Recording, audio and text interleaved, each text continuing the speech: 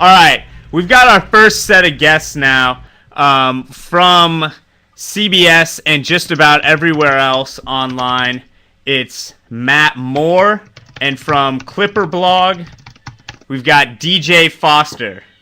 Here pictured as the Hatfields and the McCoys, the Moores and the Fosters. All right, gentlemen, pretty good series so far. How you doing?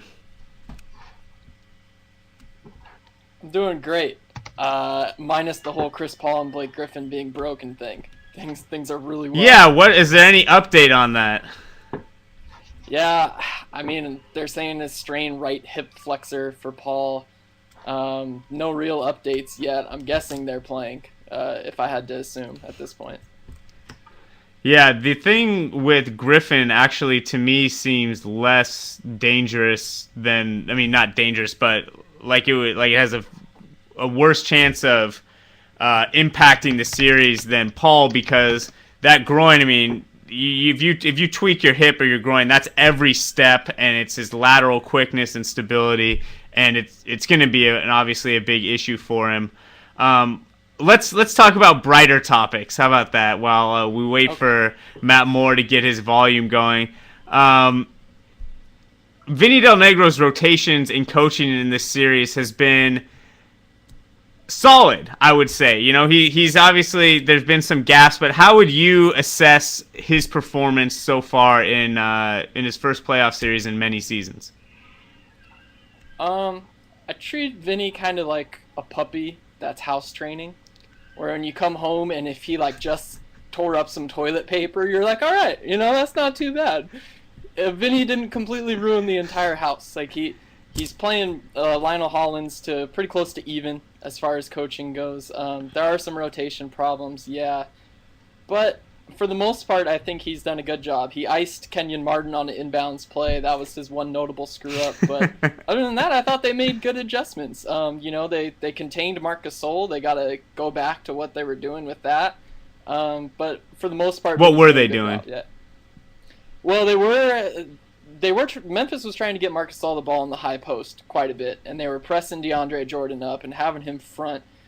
But Memphis adjusted, and now they're just going to Gasol and straight post-up opportunities on the block instead of on the high post. Right. And it's allowing an easier entry pass from the wing as opposed to the top of the key. So I don't know what they can do. DeAndre Jordan, by the way, 0 rebounds in 18 minutes. So he has given the Clippers absolutely nothing in this series. When Reggie Evans is playing crunch time minutes over the guy who's making $9 million a year, there's a problem here. Yeah, he did have that nice dump-off pass, though, to Griffin in the last game. I thought that was pretty clever.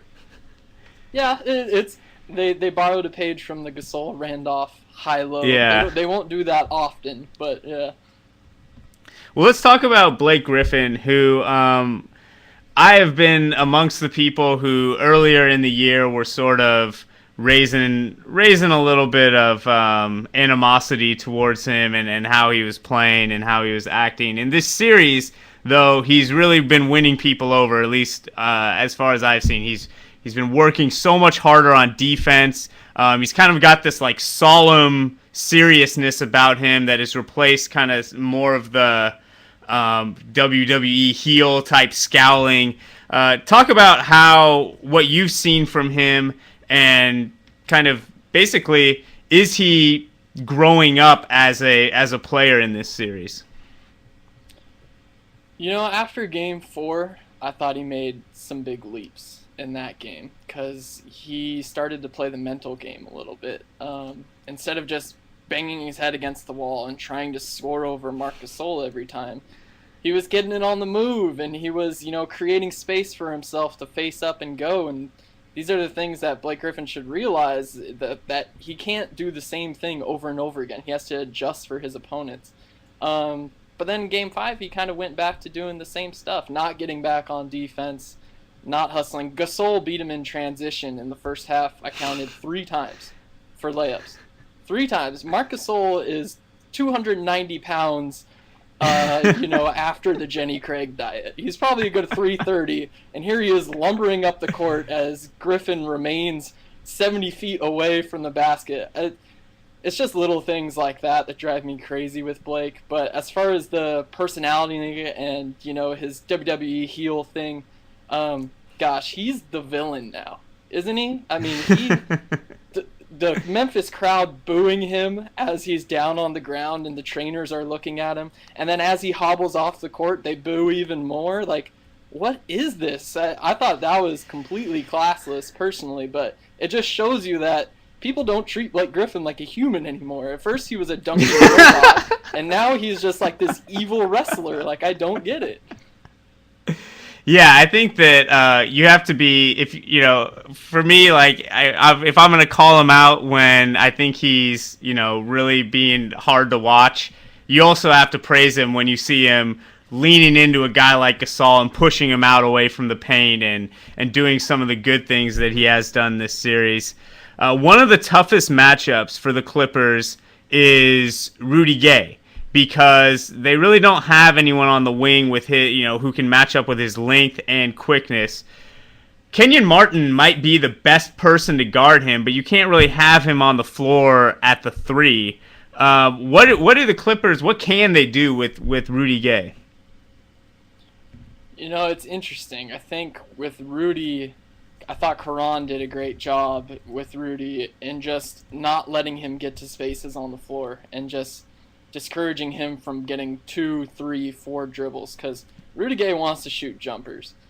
And if you can cut off his dribble, he's going to pull up and shoot a jumper. So Kenyon does a good job of that because he's got good length and he's smart and he knows he can beat people to spots. But like you said, you can't play Kenyon offensively. You just can't have a Kenyon, Reggie, Blake lineup and have any floor spacing whatsoever. So just have him set a triple screen for Paul. It's perfect. Yeah, there you go. Yeah, one of those nasty triple screen sets. I mean, I don't know, man. I guess you want Gay to take the shots he's taking, as opposed to having Gasol or Randolph get really low post position. I can live with Rudy Gay 22-foot hand in the face jumpers as opposed to good post opportunities for those other guys. And good post opportunities for Gay too. He's got a decent little jump hook in there. Kevin Arnovitz wrote this today that it seems like the equation, the puzzle of this series is laid out now. People know where things are supposed to go. Chris Paul is supposed to dominate with the pick and roll. Marc Gasol is supposed to dominate in the middle of the floor. Is it now in these last 2 games just a question of who can put the pieces together fastest?